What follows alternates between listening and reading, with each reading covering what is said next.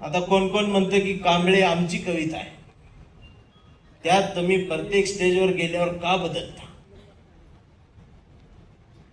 कांबळी कविता माझी आहे, मी लिहिल्या, मी रोज बदलणार, कारण मला संवाद करायचा आहे. आणि ही जगातली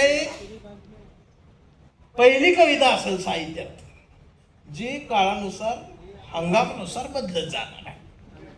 ही एक रेकॉर्ड म्हणून मी बघतोय त्याच्या. कांबळेला कुठली जात नाही, कांबळेला कुठला धर्म नाही. कांबळे हा परिवर्तनवादी आहे. कांबळे काय भीमनगरमध्ये जाय असं नाही. हा कांबळे सदाशिव पेठेत पण असू शकतो आणि हा कांबळे इथेही असू शकतो. कांबळे सगळीकडे आहे आणि हे आता मला कळायला लागले, असे कांबळे भरपूर आहेत. आमचा संवादच होत नव्हता आजपर्यंत. ह्यो जर संवाद झाला तर विकृती अशी पळून जाईल. आणि मी खरं सांगतो, कुणी किती काही किती आपटा, प्रतिगामी असो, पुरोगामी असो, डाव्या असो, उजव्या असो,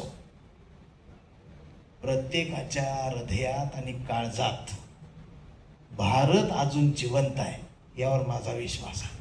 आणि तो आहे. भारत म्हटल्यावर सगळं थांबतंय. आणि हा कांबळे भारतीय आहे, हा कांबळे परिवर्तनवादी आहे, विज्ञानवादी आहे. त्यामुळे त्याला हा त्रास आहे. त्याची कविता आहे की आमचा कांबळे लय हुशार, कधीच नाही रडला, नुसताच काढला. कांबळे शाळेत गेला, कांबळे शाळेत गेला. मास्तरनं फळ्यावर सरस्वती काढली, पण कांबळेनं पाटीवर सावित्री काढली. पण कांबळे पाटीवर सावित्री काढताना सरस्वती पुसली नाही, ही आधी महत्वाचं आहे. मास्तरनं फळ्यावर सरस्वती काढली, पण कांबळेनं पाटीवर सावित्री काढली. म्हणून चिडून मास्तरनं कांबळेला असा तुडवला, असा तुडवला, असा तुडवला. पण कांबळे बी हुशार, नाही रडला, नुसताच काढला. कांबळे वयात आला, कांबळे विशीत आला, मिशीत आला आणि कांबळे गुलाबी झाला. कांबळे प्रेमात पडला. तिनं विचारली त्याची जात. कांबळे म्हणला, वेडे मी माणूस, माणूस माझी जात, प्रेमात कसली आली जात? मग माणूस माझी जात असं म्हणणारी एकच जात. तिनं बरोबर ओळखली जात. मग तिनं पण कांबळेला कोपऱ्यात नेऊन असाच तुडवला, असाच तुडवला. पण कांबळे बी हुशार, नाही रडला, नुसताच काढला. कांबळेचं लग्न ठरलं.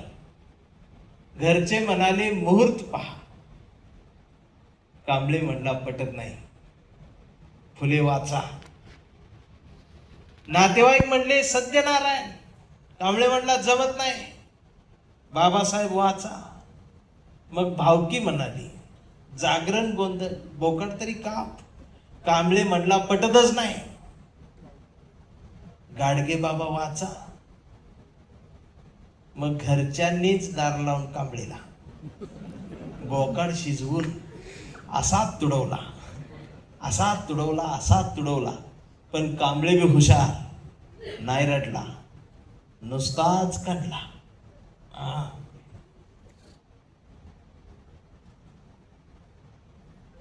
आता कांबळेचा मुलगा मोठा झाला. कांबळे चळवळीत आला. चळवळीचे सगळे गट तट बघितले, RPI ABCD. आता दिवाळीपर्यंत झेडपर्यंत जायची. आणि झेड संपले की रोमनांक काढतील, पण गट काढतील. कांबळेला वाईट वाटलं. कांबळे सगळ्यांना वाटला, सगळ्यांनी एकत्रित या, एकत्रित या, एकत्रित या. फुले, शाहू, आंबेडकर, शिवाजी महाराज समजून घ्या, एकत्रित या. हा दिवसभर बोंबलत राहिला. याच्या वैतागानं संध्याकाळी सगळे एकत्रित आले. आणि एकत्रित येऊन आपल्याच लोकांनी आपल्याच कांबळेला असा तुडवला, असा तुडवला, असा तुडवला. पण कांबळे हुशार, नाही रडला, नुसताच कांदला. कांबळे जयंती महोत्सव समितीचा अध्यक्ष झाला. विहारात मीटिंग बसली. पोरं म्हणली डीजे, कांबळे म्हणला प्रबोधन. मग पोरांनी डीजे लावून कांबळेला असा तुडवला, असा तुडवला. पण कांबळे नाही रडला, नुसताच कांदला. मी डीजे लावणारी आता मोठी झाली, मोबाईलवर वाया. मुलगा पण त्याचा मोठा झाला. परवा कांबळेच्या मुलानं कांबळेला विचारलं की डॅडा, फुले शाहू आंबेडकर कोण डॅडा? ही संविधान काय भानगड डॅडा? आणि शिवाजी महाराज खरंच जन्माला आले होते डॅडा?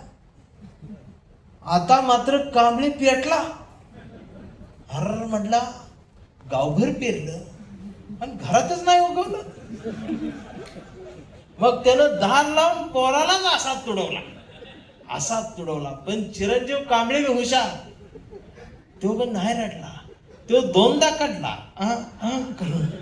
मग याच्या लक्षात आलं डीएनए मधनं ही डबल गेलं, विचार पुस्तकातनं जात असतात. आणि आता कांबळे वेडा झाला. व्यवस्थेने त्याला वेड ठरवलं. कांबळे वेड्यासारखं मानवतेच्या घोषणा करतो. कांबळे वेड्यासारखं भारतीय म्हणतो.